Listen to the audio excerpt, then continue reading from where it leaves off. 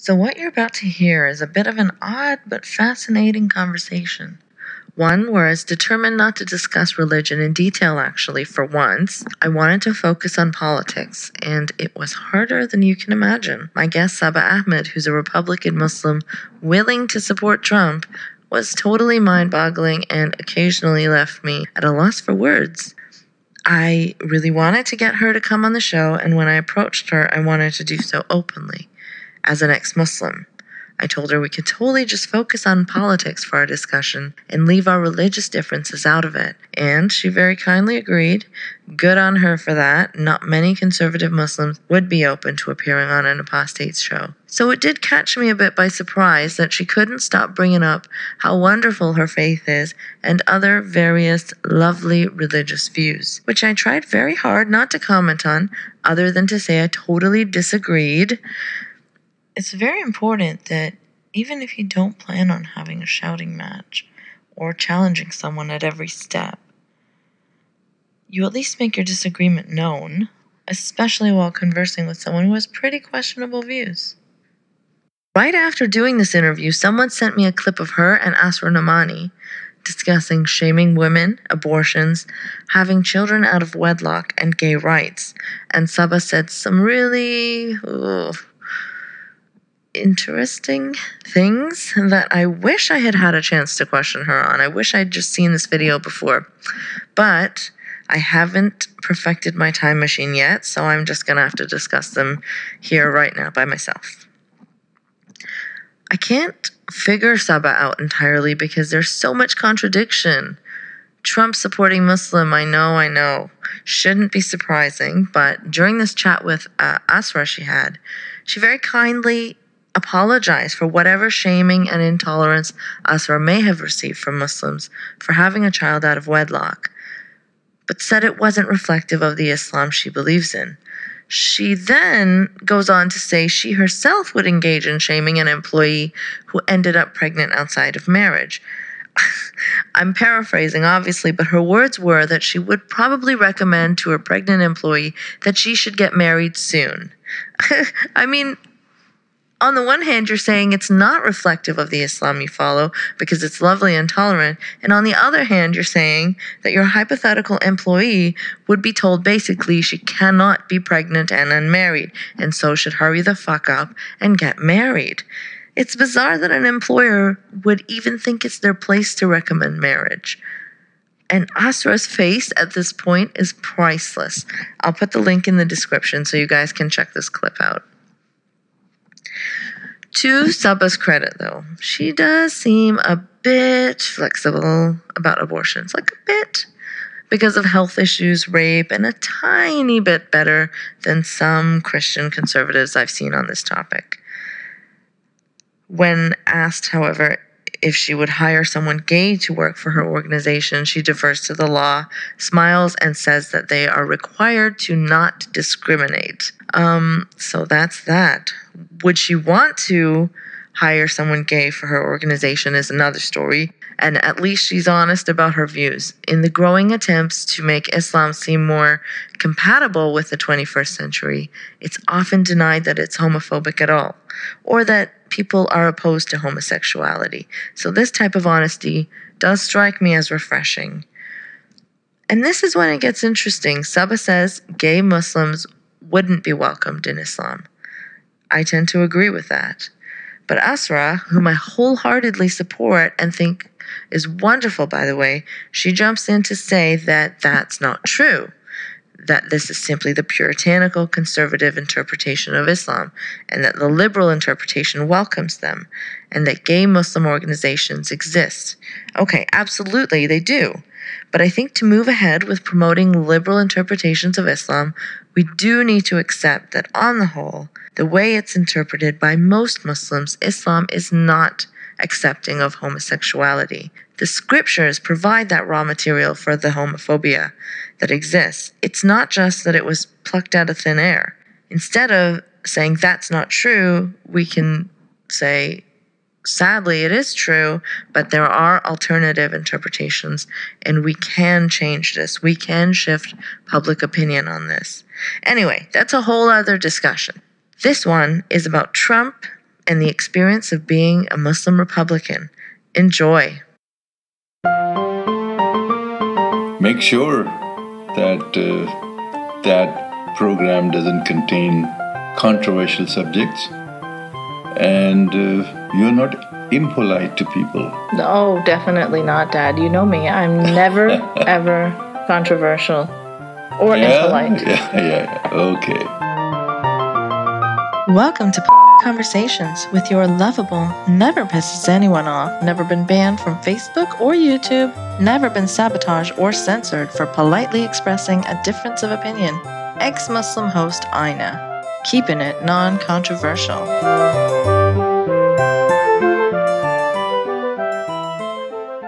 This is episode 9, and today I have with me Saba Ahmed, founder of the Republican Muslim Coalition. She wants a Republican in the White House, even if it's Donald Trump. She's worn a U.S. flag hijab on Fox News and made waves on the internet because of it. Here she is. Hi, Saba. How's it going? Hello. Good. How are you? Good. So glad to be speaking to you. I've read a lot about you and seen your really awesome pictures with the U.S. flag hijab all over the place.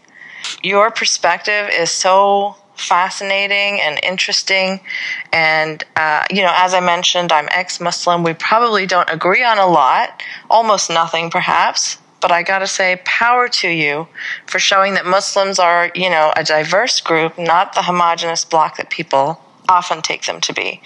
So for that, I think we're on the same page. Well, thank you for having me. And yes, I mean, we can have differences, but we can agree to disagree on certain things. Absolutely. I mean, we've got, I guess, two ends of the spectrum right here between us, right? Like me, I guess, a liberal, non-believing ex-Muslim, you, a Republican, conservative Muslim. It's really why I wanted to talk to you, why I'm excited to have this conversation today, is because I think there need to be more conversations between, women of Muslim backgrounds. People often in the media talk a lot about Islam, Muslims. Having these conversations between us, it doesn't happen often enough. Yes, of course. So tell me about the Republican Muslim Coalition. How did that come about? Sure. So we started this group last year to basically educate Republicans about Islam and Muslims. And we are based here in Washington, D.C., and we're building chapters in various different states, here in Virginia, Ohio, Texas, Florida, and New York. Okay. And what kinds of actions are you taking to get Muslims to vote Republican? Basically, we're getting Republican Muslims involved by getting more active in their political parties and also attending various events and hosting Republican candidates at their local mosques or at their homes, and just kind of being more active this election year. Is it as rare as people think it is, a Republican Muslim? No, actually, I mean, our community voted for President Bush back in 2000. 70% of our the Muslim American community supported George Bush. Right, I heard that in a podcast that I was listening to with you. Right. So, I mean, it's not so odd. It's just that after 9/11, a lot of Muslims left the Republican Party because of the backlash they faced from the Bush administration. But I think it's an opportunity for us to get back involved and make a difference. So how do you fit the two identities together in the post 9/11 world? Well, I mean, I think the biggest national security challenges for the Republican Party come from Muslims. And it's a great opportunity for Muslims to help solve the GOP's national security problems and also help change the narrative on Muslims. Sadly, the only times Republicans hear about Muslims is after a terror attack or some tragedy. I think instead, if we were involved at a regular basis, it would change the game, and it changes their perspective if they know you and if you know them. I think it goes both ways. We both have ignorance towards each other, and it helps getting to know. And I think that's what ultimately makes a difference and changes hearts and minds. You say that people felt betrayed by Bush after 9/11, right? So they left the party. Yes. Mm-hmm. But you don't feel betrayed by Trump? Well, Trump is an interesting person. I think we are going to be we're working on changing his policies towards Muslims and Islam. I think right now he doesn't have that many Muslims involved with his campaign, and that's what I'm hoping to change. I think as we get more involved, we will see his views evolve as well and change. The only reason I feel that Republican views are so anti-Islamic is because they hardly know any Muslims, and there are hardly any people that are advising them that know Islam from a Muslim perspective. Right. So you obviously feel like you share some sort of core values, though, right? Yes. I mean, I think it's our responsibility to educate them. And we do have many values in common. We are pro-life. We are pro-traditional family values, traditional marriage. What's traditional family values, as in you're against gay marriage? Islamic values promote traditional marriage between one man and one woman. Mm-hmm. Mm-hmm. So that, I mean, you see an overlap with the Republican Party. Yes, I see a lot of our core ideals being very similar. Sadly, a lot of us, being in America, I think it's important for us to hold on to our values and make a difference in owning that. Mm-hmm. So I guess those are the exact reasons why I wouldn't be a Republican, but I understand your point. I mean, again, I disagree with all those things, but I've often, I've discussed it with my family, my Muslim family, that it's interesting that even in Canada, the Muslims mostly vote liberal and not conservative, even though the values align better with conservatives or Republicans. Well, we're better welcomed within the Democratic Party. Exactly. So it's that one issue, but otherwise, it doesn't really work out. Yeah, I mean, we're very much pro-life. We don't promote abortion either. And the values that we care about do align with the Republican Party ideals. Sadly, some of the candidates are not exactly espousing those values, but we hope to bring them back towards what the core ideal Republican Party is supposed to be. And my goal is that more Muslims would get involved in the Republican Party and change the GOP narrative on Islam and Muslims. We can't afford more wars. We can't afford more hatred. So you feel that this is like a smaller point of contention than being welcomed in to the country as a whole? Like, to me, I mean, I understand that the conservative values align with the Republicans, but being welcomed in as a community, being made to feel a part of the country, and not being alienated is a pretty basic, important value as well, is it not? Right. And I think we are very much welcomed in this country. This is United States is a land of immigrants, and we have about 7 million Muslim Americans, and we do enjoy the luxuries of this country, the law and order, security situation. At least we're not living in Iraq or Syria where things are horrible. Absolutely. I agree. So I think, but I'm talking about... Right. Despite all the negativity that's maybe thrown at us, I think we still have great opportunities in this country to make a difference and to give back to the country by changing the perspective on Islam and Muslims. Certainly. But when it comes to Islam and Muslims, when Republican candidates are saying things like, that they should be banned, they should not be allowed in. There should be a total, stop put on Muslims entering. How is this something that you reconcile with? Though Donald Trump has toned down on his Muslim, and obviously it's an unconstitutional idea to ban people based on religion. At this point, I'm thinking of how bizarre this conversation is, that a Muslim is defending Trump, to me, a critic of Islam, whilst calling his ideas unconstitutional and still saying, but no, he softened on those crazy ideas. I mean, how do you support someone to run for president of your country that you think already has unconstitutional ideas? My head hurts. Ban people based on religion.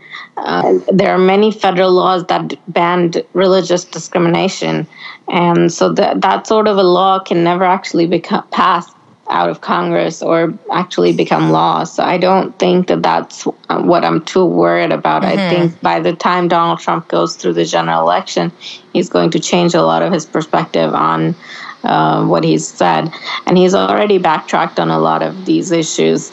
So I don't think that that's a stopping point for any Muslim from voting for Donald Trump.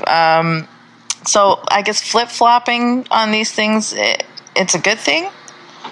Well, no, definitely not. But I think evolving in views is definitely welcomed. And if we can change their hearts and minds and possibly have Muslims involved in his administration and on his cabinet, I think that could make a huge difference. I read an article once about Muslims in Tennessee, I think it was, in the Bible Belt, how they reported being, this is pre-9/11, how they reported being happier than Muslim counterparts in more progressive American cities.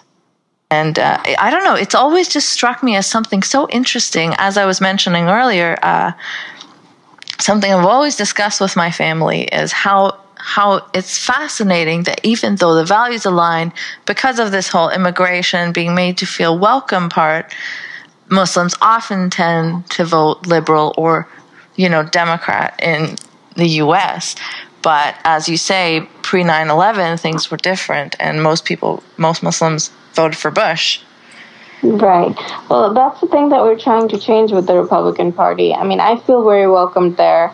And I hope that as more Muslims get involved, they will also feel very welcomed, and hopefully will make a huge difference. So you do like appearances on Fox News, and I've seen you get challenged by Hannity, and he says all kinds of things.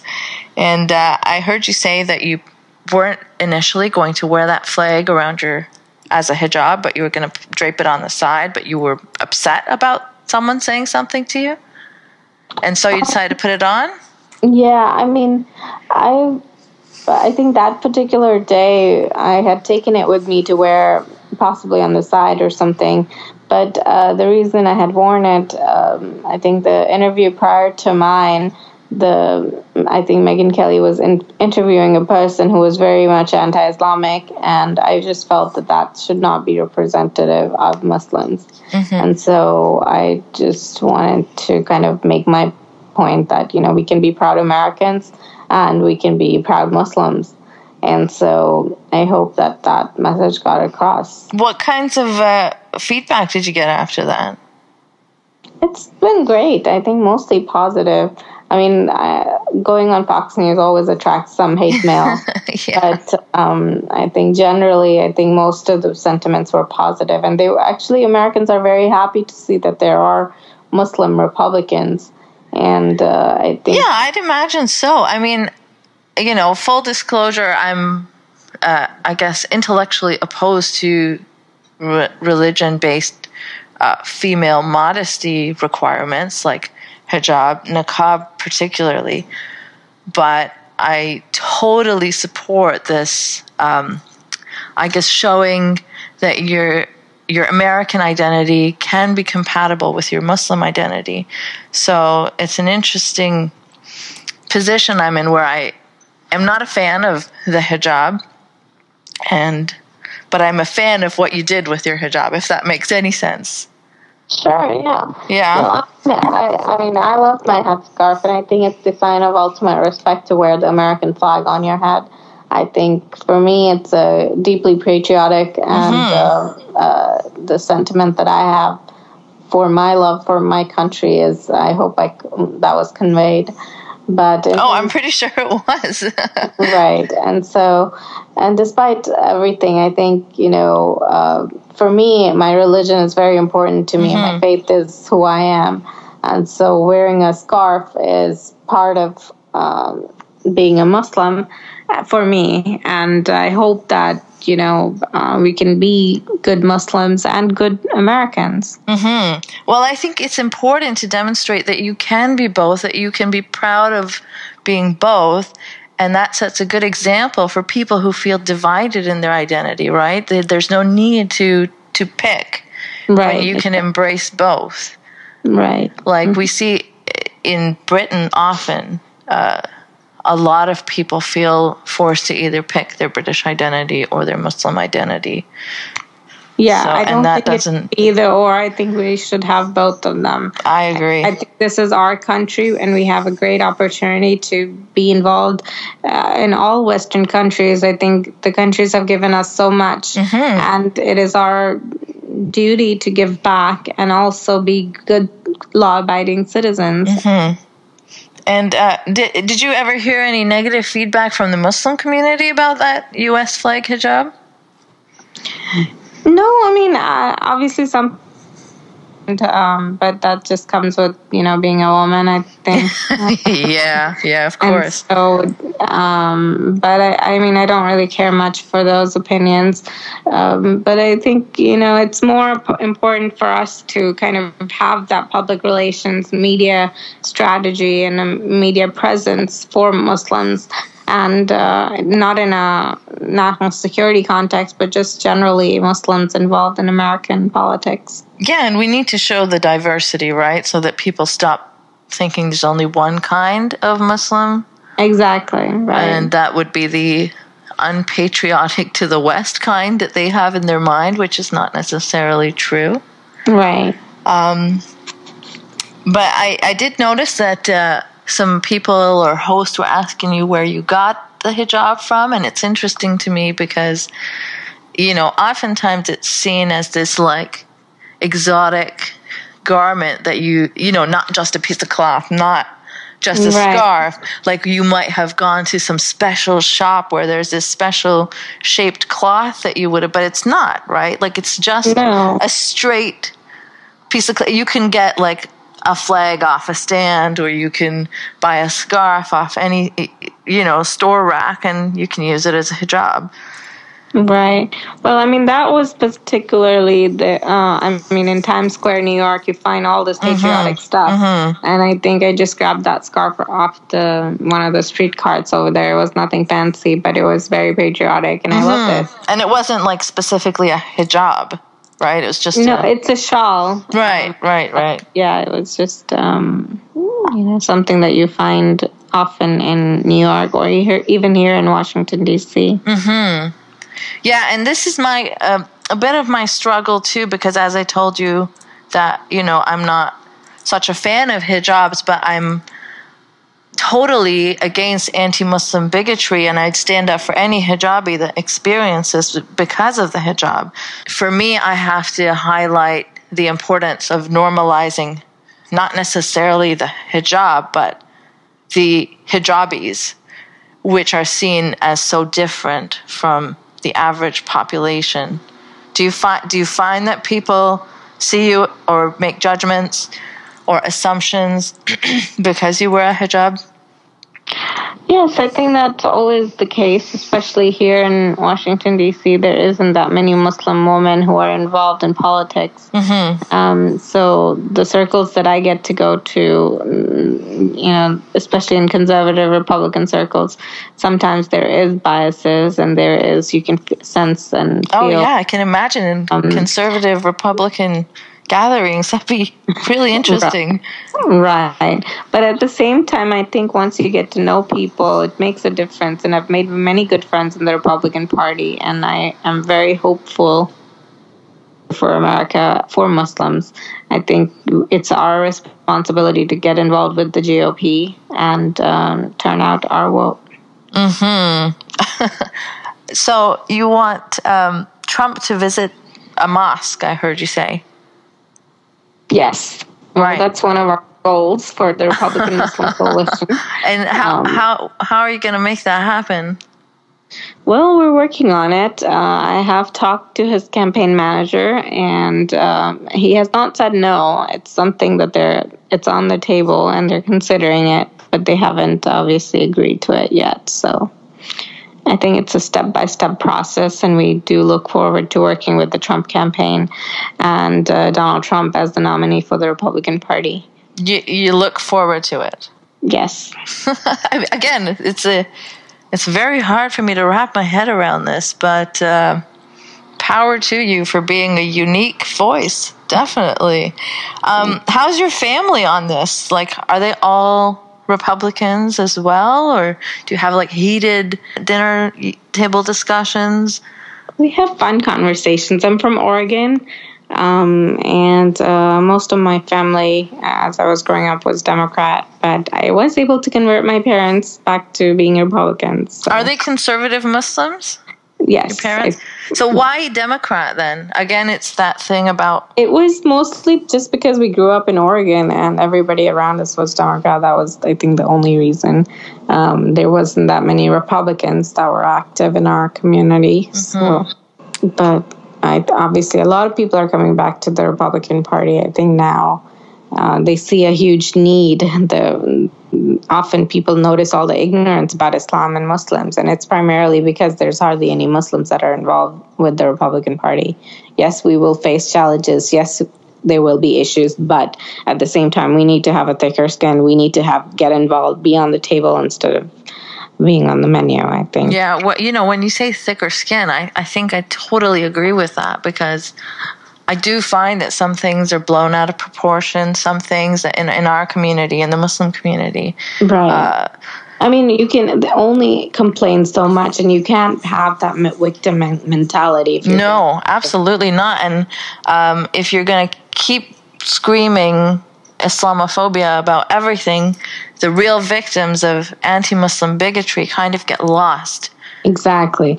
And I think we undermine ourselves when we act like victims. We have to be proactive and take charge and, make a difference. If we have a problem with somebody saying something, then go get involved with the campaign. Go educate them. I think we can't afford to have them say all kinds of nonsense against us and just sit quietly on the sidelines. Right. It's the generalizations that I find wrong and offensive, even though I'm a critic of Islam myself, but definitely not in that Fox News kind of way. I speak from experience and from a desire for betterment, not a desire to alienate. I wanted to talk to you about the word Islamophobia, actually, and your thoughts on it. I heard you say something about people's criticism of Muslims and Islam, and I wondered if you saw a distinction between criticizing the two things? I mean, Islamophobia is there. People are fearful of Islam and Muslims, but I think we always fear what we don't know, and there's so much uncertainty, and there's so much anti-Islamic propaganda being thrown out at them every single day that I think Americans are just fearful of us. And that's primarily because we're not at the table. We're not involved in their groups. We're not involved in conservative politics. Right. And like as we talked about earlier, I think it's important to have our conversations aired more and more. We need to be our own spokespersons. We don't need other people talking for us. Especially what I see here in Washington, D.C. is that a lot of people who are talking about Islam are not Muslims. Every time they're like experts on Islamist stuff, Islam and all things Islam and Muslims, but they're not actually practicing Muslims. That's why I think we need to take back the conversation and have Islam defined by Muslims for Americans. Well, I mean, again, I don't entirely agree because I'm not a practicing Muslim, but I speak from experience as well. And so I guess in the same you have way. Your own perspective, obviously, but I think for all of us, I think on a policy level, we need to have Muslims involved within the Republican Party in all key electoral states. We have huge... and diverse Muslims, right? Exactly. Muslims that do want to grow a thicker skin, that do not want to play victim all the time. I think these things are important because oftentimes we are either shown the extremes or people that will make excuses for bad behavior. We are not shown voices that are open to critique, open to owning the problems within our communities, are not given the same chances, are not given the same platforms.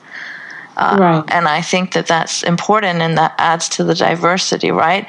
If you always see Muslims that are like in denial about some clear issues within our communities, I heard you say that there is a problem with being an outspoken woman and gaining that voice, and imams are always men, women are not viewed at the same level, and I guess you must experience some struggles with that, being an outspoken Republican, politically active woman, right? Yeah, I mean, but that's like, everybody has their own challenges. I don't think, but I think it is what we make of our lives. We all have struggles, but we need to make the best of what we're given. And I feel truly blessed to be in America, and I feel like God has given us great opportunities here in Washington, D.C. to make a difference and make our voices heard. We should just do our best and defend our faith and defend our country. It's great that you can bring those two together.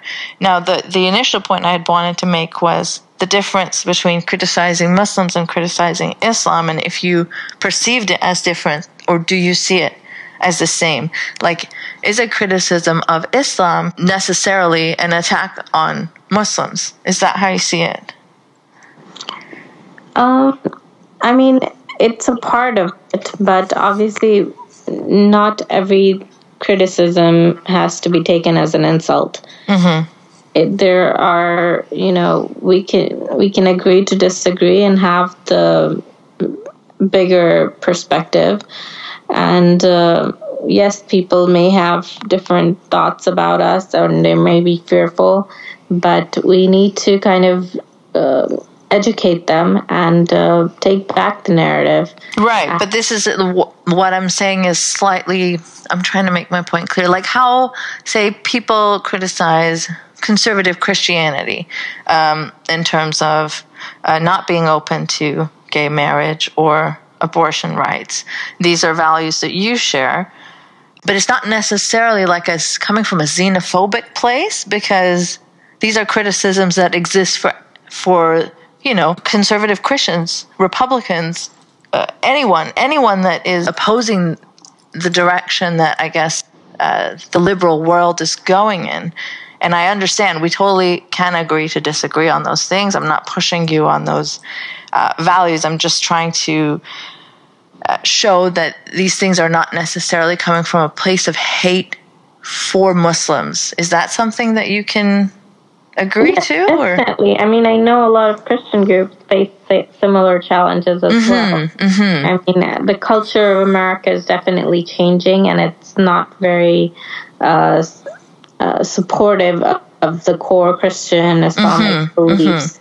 But I think it's still fairly important for us to hold on to our values and what our faith teaches us, builds strong families, strong communities.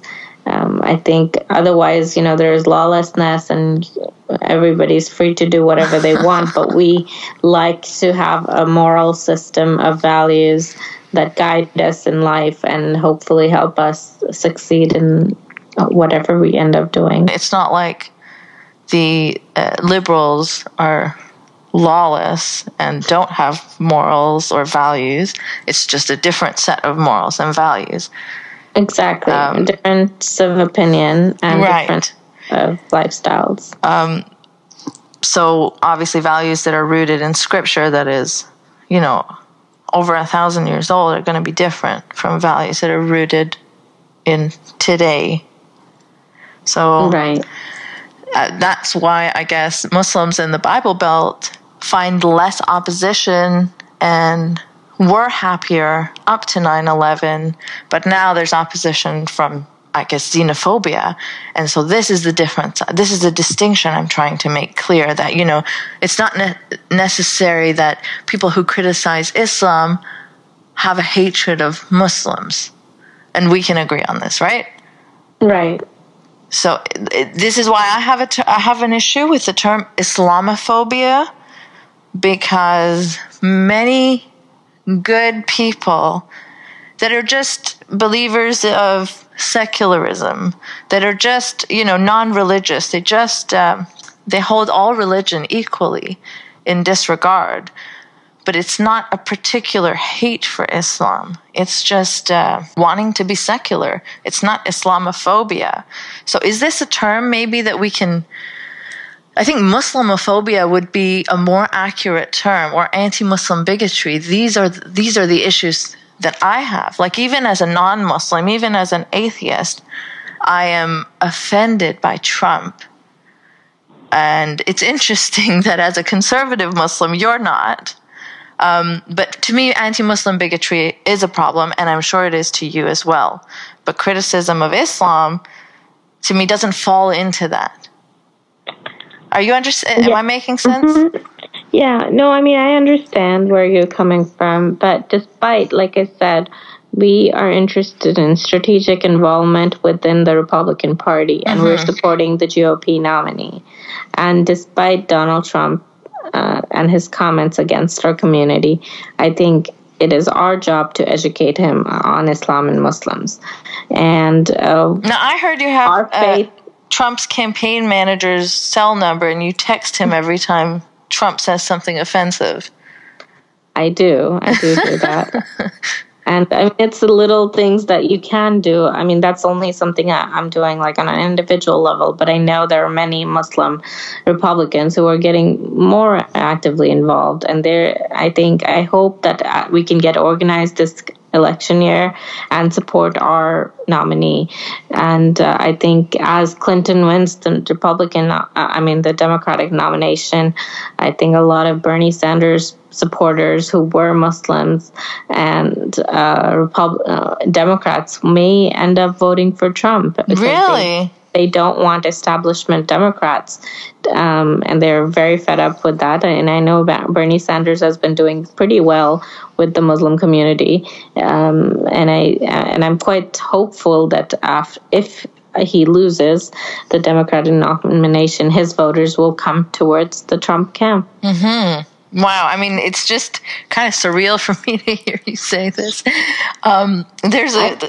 There's a group called Muslims for Trump. Have you come across them before? I have, but they're a small group. But yeah, I think we're more interested in the Republican Muslims generally, not just Trump campaign. Not just Trump, okay.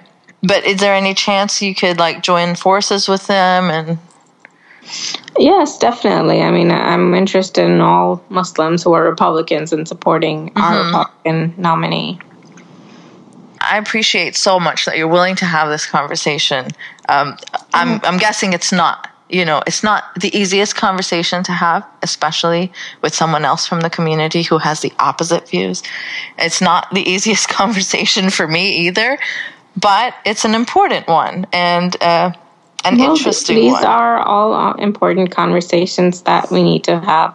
I think if I can speak to conservatives, or if I can speak to somebody who has completely no knowledge of Islam, it's just as similar for me to talk to you or to anyone else. So I do have knowledge of Islam, though. I grew up in Saudi Arabia. Yeah, so it's not similar, but we have different views. But I think we're coming and Saudi Islam is... Oh, no, it's different.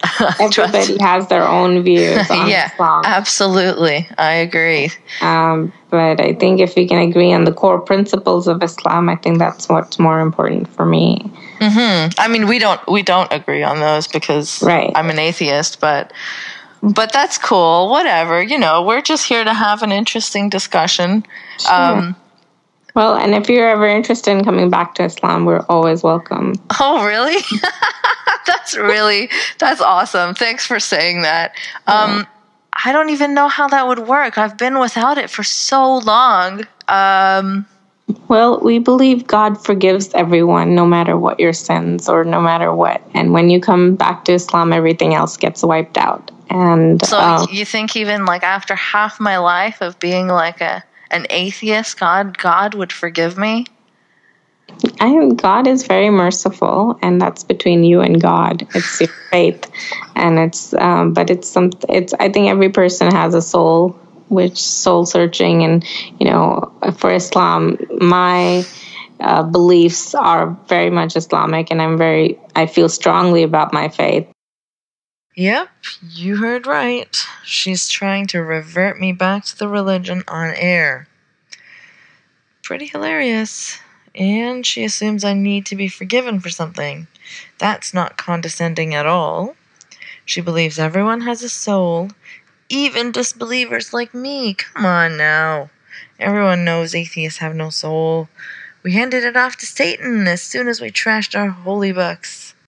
About my faith, and I think our faith has beautiful values that make us who we are. So, I mean, I think if we're welcoming non-Muslims to Islam, definitely a person who has been a Muslim should definitely. Look, so much of this time is spent with my jaw dropped open in utter shock, trying to contain myself from bursting into hysterical, what the fuck is happening laughter. Is someone really trying to convert me on my own show?